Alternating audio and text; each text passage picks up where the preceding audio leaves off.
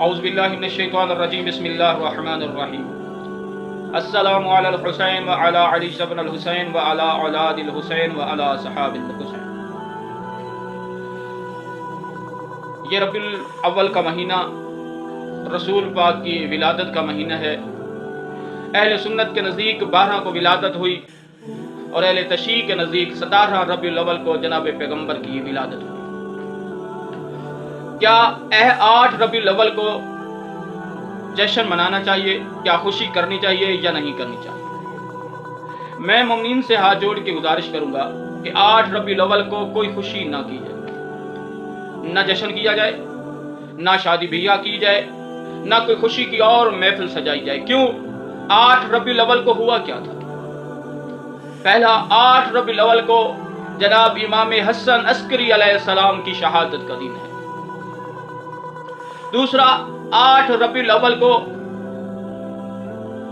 قید رہا ہونے کے بعد اہل بیت کے قافلے کی 8 ربیع الاول کو مدینے میں آیا۔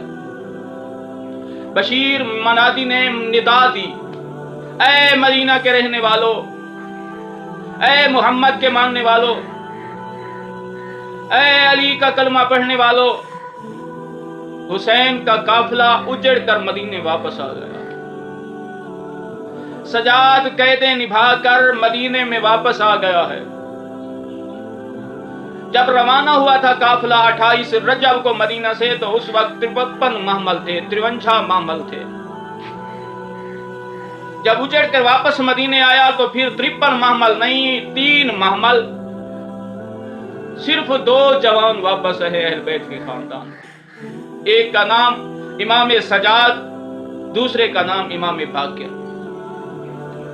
کربلا میں علی اکبر بھی شہید ہو گئے، قاسم بھی شہید ہو گئے، غازی عباس بھی شہید ہو گئے، علی اصغر بھی شہید ہو گئے، اون محمد بھی شہید ہو گئے، امام حسین بھی شہید ہو گئے، ہاشمی جوان بھی شہید ہو گئے اور انصار بھی شہید ہو گئے۔ امام حسین کے احباب، دوست، رشتہ دار، محبت اور نصرت میں آنے والے لوگ شہید ہو گئے۔ بچ گئے تھے 2 جوان، ایک کا نام سجاد، دوسرے کا نام باقر۔ شام میں جناب سکینہ قید خانے میں شہید ہو گئی۔ راستے میں بچے اونٹوں سے گرتے رہے اور شہید ہوتے رہے۔ آج اجڑ کر قافلہ 8 ربیع الاول کو مدینے آیا۔ منادی نے ندا دی، صدا بلند کی، اجڑ کے قافلہ آ گیا ہے۔ محمد کی بیٹیاں اجڑ کے آ گئی ہیں۔ بشیر ندا دے رہا تھا، ایک گھر سے ایک چھوٹا سا بچہ نکلا، کہنے لگا، او ندا دینے والا شخص، کون قیدی، کون اجڑ کے آ گئے ہیں؟ تو بشیر نے کہا، تو کون ہے؟ کہتا ہے، میں عباس کا بیٹا۔ میری دادی پوچھ رہی ہے، اگر حسین کا قافلہ اجڑ کے واپس آ گیا ہے، کیا اس قافلے میں عباس بھی واپس آیا ہے؟ بشیر کہنے لگا، عباس کربلا میں شہید ہو گیا ہے۔